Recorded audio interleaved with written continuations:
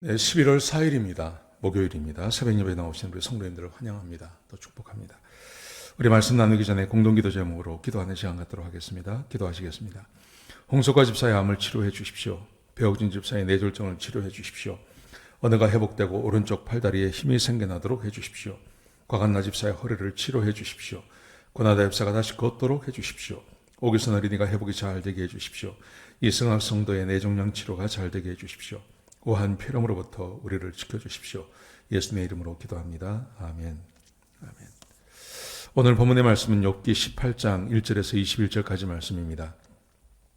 오늘 본문의 말씀은 악한 자의 운명에 대해서 함께 나누기를 원합니다. 여러분, 세상에 악한 자라는 것은 자기의 그 성공과 또 자기의 유익을 위해서 수단과 방법을 가리지 않고 사는 사람들을 말하는 것이죠.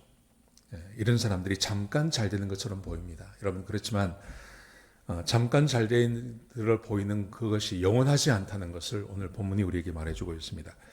자, 오늘 본문은 욥의 친구 빌닷의 말입니다. 빌닷이 대답을 하는 겁니다. 욥이 말하는 걸 듣고 이제 빌닷이 이야기를 하는데, 여러분 아시겠지만 엘리바스라든지 소발이라든지 빌닷이라든지 이 사람들이 이제 말하는 거는 욥이 죄인이라는 거예요.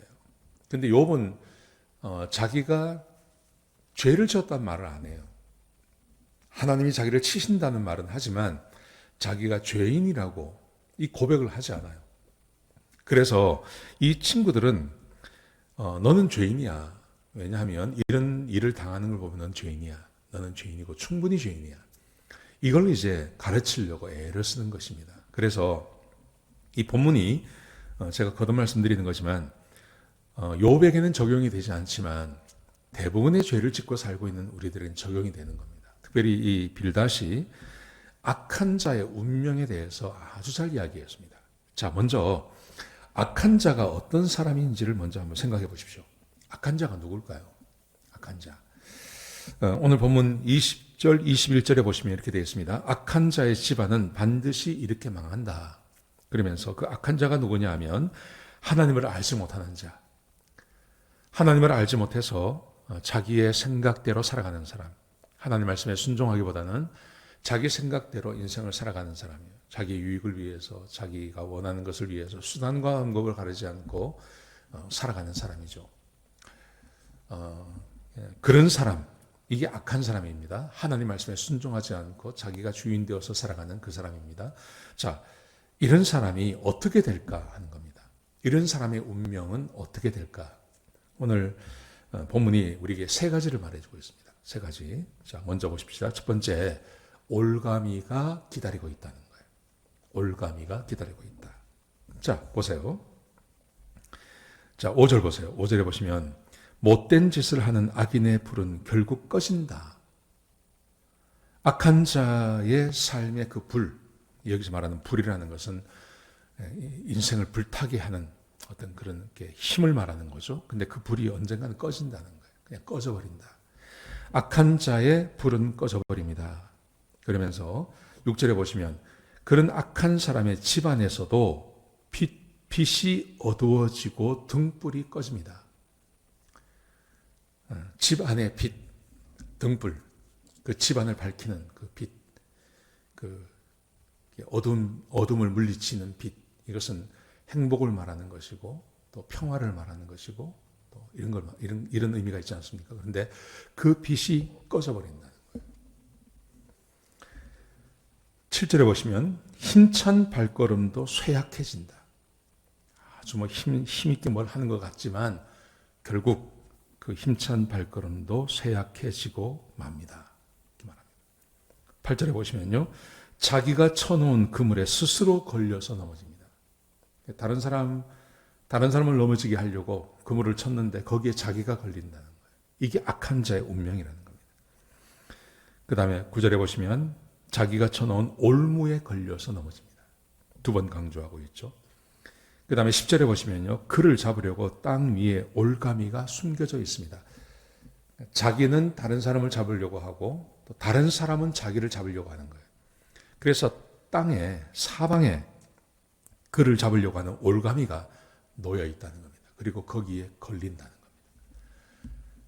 악한 자의 운명이 이렇다는 거예요. 여러분, 사람이 자기 지식으로, 자기 꾀로, 그리고 다른 사람을 이렇게 등쳐서 잘 살 수 있을 것 같죠? 절대 그렇지 않다는 거예요. 절대 그렇지 않습니다. 한두 번은 성공할 수 있습니다. 어느 정도까지는 갈 수 있습니다. 근데 결정적인 곳에서 반드시 넘어지게 돼 있다고 말씀하십니다. 우리가 하나님을 믿어야 할 이유가 여기 있는 겁니다. 하나님의 말씀대로 순종하며 살아가야 할 이유가 여기에 있는 겁니다. 또 보세요. 거기서 사방에서 공포가 그를 덮칠 것이고 오직 재앙만이 그를 기다리게 될 것이다. 올가미가 그를 넘어뜨리게 한다. 악한 자가 그렇습니다. 자, 두 번째, 악한 자는요, 삶의 기반이 무너져 버립니다. 삶의 기반이. 자, 보세요. 13절에 보시면 의지하며 살던 집안에서도 쫓겨날 것이고 공포의 대왕 앞에 끌려가게 될 것이다. 의지하며 사는 집안, 자기 집에서 쫓겨난다. 악한 자는요, 쫓겨난다. 그렇게 말해요. 15절에 보시면 그러면서 낯선 자들이 그 사람의 집에 들어가게 살게 될 것이다. 그러면서 16절에 보시면요, 그의 삶의 뿌리가 마르고 가지가 시들어갈 것이다. 삶의 뿌리, 가지, 수단과 방법을 가리지 않고 하나님의 법을 벗어나서 악을 행하고 다른 사람 괴롭히고 그렇게 해서 막 부를 쌓아가는 거예요. 그게 엄청 잘 되는 것 같습니다. 그래서 사람들이 그걸 부러워하기도 합니다. 여러분, 그런데 얼마 가지 못해서 그의 삶의 뿌리가 마르고 그의 삶의 가지가 시들어지게 될 것이다. 밑으로는 가지가 마르고 그리고 위로는 밑으로는 뿌리가 마르고 위로는 가지가 시들어버리는 총체적인 어떤 그런 환란이 그에게 닥치게 될 겁니다. 이렇게 말하고 있습니다. 우리 주변에서 이런 것을 많이 보지 않습니까? 많이 봅니다. 여러분, 그래서 천천히 가는 것 같지만, 안 되는 것 같지만 하나님의 말씀에 순종하며 사는 것이 최선의 방책입니다. 그렇습니다. 삶의 기반이 무너져 내립니다. 뿌리가 말라버리고 가지가 말라버립니다. 죽어버립니다. 열매가 맺지 않습니다. 열매가 잘 맺힐 것 같은데 되지 않는다는 겁니다. 자, 거기다가 3절에 세 번째 보시면 가족이 해체됩니다. 이렇게 말합니다. 가족이 해체됩니다. 자,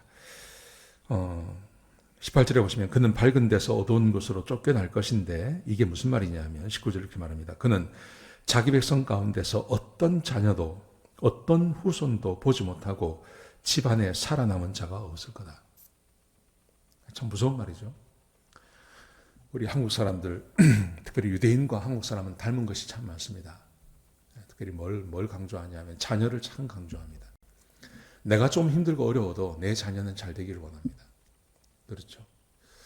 많은 분들이 미국에 이민 오실 때 한국에 좋은 것 다 버리고 이민 오신 분들이 참 많습니다. 근데 그 이유가 뭐냐 하면 내 자녀는 좀 더 좋은 곳에서 공부시키고 잘 되기를 기대하는 겁니다. 그런 마음을 가지고 이민 오는 겁니다. 이민 와서 얼마나 힘들게 삽니까? 한 가지 목표가 있다면 내 자녀가 잘 됐으면 좋겠어요. 그게 우리의 소원입니다. 근데 본문이 뭐라고 말하냐면 하나님을 알지 못하고 악을 행하는 사람들, 그 사람들은 어떤 운명을 기다리고 있냐 하면 그는 자기 백성 가운데 어떤 자식도 어떤 후손도 볼 수 없다. 집안에 살아남은 자가 없을 거다. 무서운 말입니다. 진짜 무서운 말입니다. 여러분, 이런 말을 볼 때마다 저도 움찔움찔합니다. 사람이 왜 하나님 말씀대로 순종하며 살아야 되는가? 세상을 보면 꼭 그렇게 살아야 할 필요가 있나 하는 생각이 들 때가 있습니다. 바보 같기도 하고요.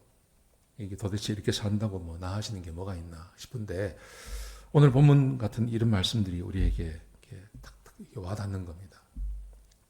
하나님께서 약속하시는 거 아닙니까? 하나님을 버리고 하나님을 알지 못하고 악하게 자기가 주인 되어서 살아가는 삶, 하나님이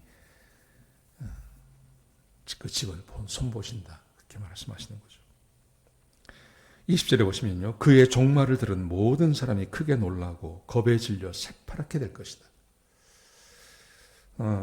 한때 잘 나가던 사람, 한때 뭐 세상에 무서울 것이 없을 만큼 그렇게 모든 것을 완벽하게 갖추고 사는 것 같았는데 일순간에 그의 인생이 무너져 버린다는 겁니다. 그래서 그가 몰락한 것을 보고 그의 종말을 들은 사람들이 놀라서 새파랗게 질리게 될 거다. 이렇게 말씀하십니다. 여러분, 이 말씀이 지금 욥에게는 적용이 되지 않습니다. 그런데 그 욥을 하나님께서 사탄에게 내어주셨다는 거 기억하셔야 됩니다.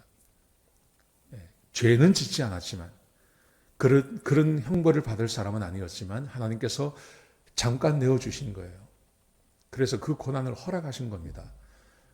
그 고난을 허락하시고 그리고 이 사람들은 그걸 모르니까요. 그걸 모르니까 욥을 봤을 때 욥이 당하는 것은 분명히 이것은 하나님의 징계라고 생각한 거죠.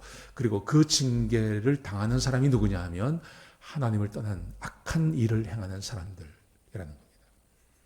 그러니까 지금 이 사람들이 이 말을 하는 것은 이 지금 빌다싯도 그렇고 엘리바스도 그렇고 소발도 그렇고요. 이 사람들이 이런 말을 하는 이유는 이게 성경에서 나오는 말씀도 있지만 자기들이 주변을 봤을 때 대부분 이렇더라는 겁니다. 대부분 이 말이 맞더라는 거예요. 악을 행하고 하나님 말씀대로 순종하지 않고 잠시 잘 되는 것 같지만 그게 오래 가는 경우는 거의 없다는 겁니다. 지금 이 사람들이 이 말을 하고 있는 겁니다. 여러분, 그러므로 사랑하는 성도 여러분, 오늘 새벽에 나오셔서 아침에 이 말씀을 듣는 우리 성도님들 참 복됩니다. 여러분, 우리가 아침마다 이 말씀을 나누는 이유가 뭡니까? 이게 그냥 요식 행위도 아니고 이것은 그냥 우리가 그리스도인이기 때문에 하는 것이 아니라 우리가 매일 아침 이 일을 하는 이유는 하나님의 말씀을 듣기 위함입니다. 하나님의 말씀을 듣고 그 말씀대로 살려고 하는 그 열망 가지고 우리가 이 일을 하고 있는 것입니다. 그래서 오늘 하루 악한 자 대적하지 마시고 하나님 말씀에 순종하시며 산상수훈을 생각하십시오. 그리고 팔복을 기억하십시오. 그리고 그 말씀대로 순종하며 사시는 오늘 귀하고 복된 하루가 되시기를 주의 이름으로 축복합니다. 기도하시겠습니다.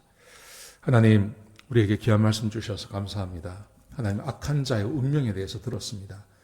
우리는 악하게 살지 않게 하시고 하나님의 자녀답게 살게 하시고 하나님의 말씀에 순종하며 살 수 있도록 도와주옵소서. 그렇게 하루를 살게 하시고 우리의 남은 평생을 살아갈 수 있도록 축복하여 주옵소서. 주님 감사합니다. 예수님의 귀하신 이름으로 간절히 기도드렸습니다. 아멘.